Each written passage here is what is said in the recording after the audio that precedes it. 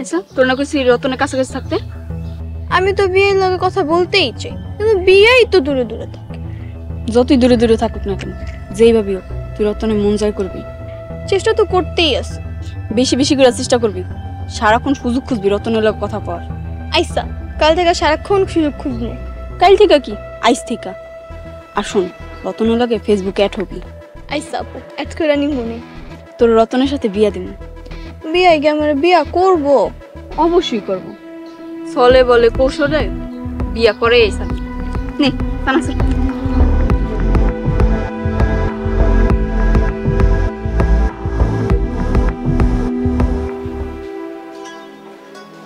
আসসালামু আলাইকুম চাচা। ওয়ালাইকুম আসসালাম। বস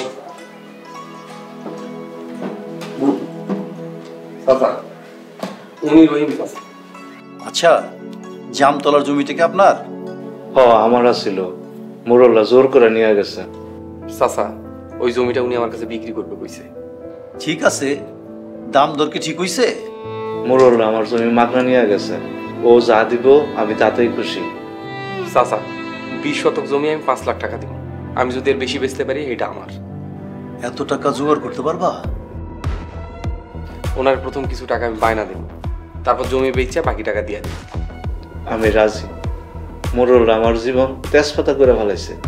আপনি আমার কাছে জমিটা বিক্রি করেন, মোড়ল জীবন আমি তেজপাতা করি।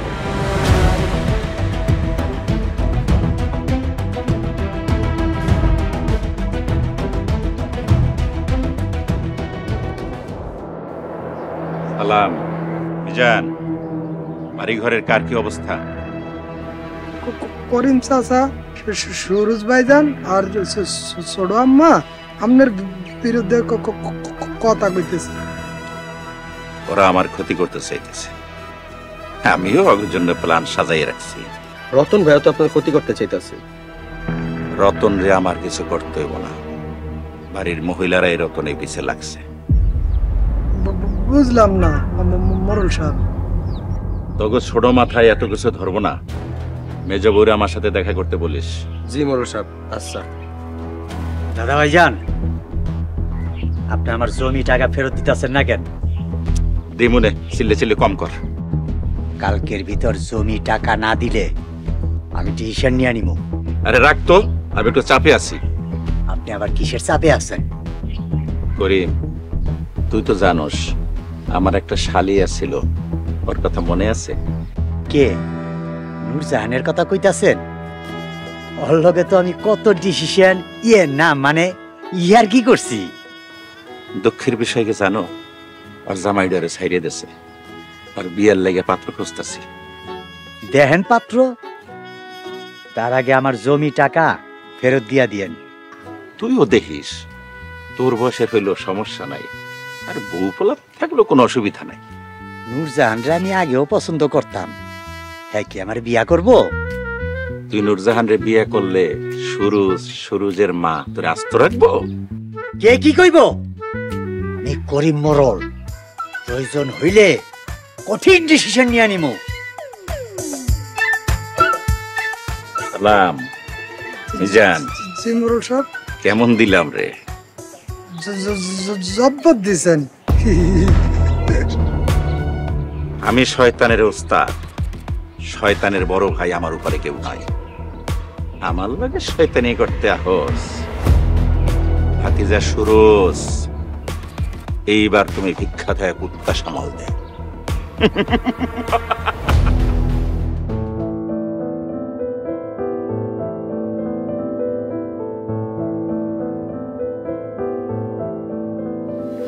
অনেকদিন হয় আমার সুলতান দেই।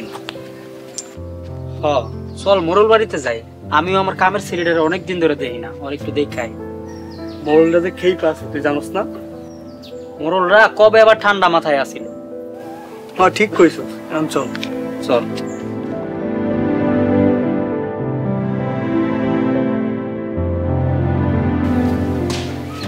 ভাবি কই গেছিল? একটা কামে গেছিলাম লজিক ভাই। কি কাজে গেছিলেন ভাবি? মোরলগো জমি কিনতে গেছিল। মোরলগো জমি কিনবেন?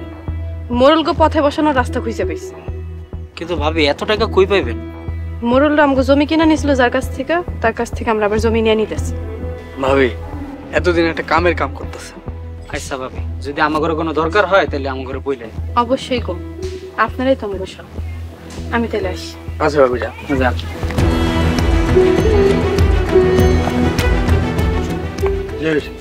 চল ভাইয়ের লোকে যায় দেখা করে। চল।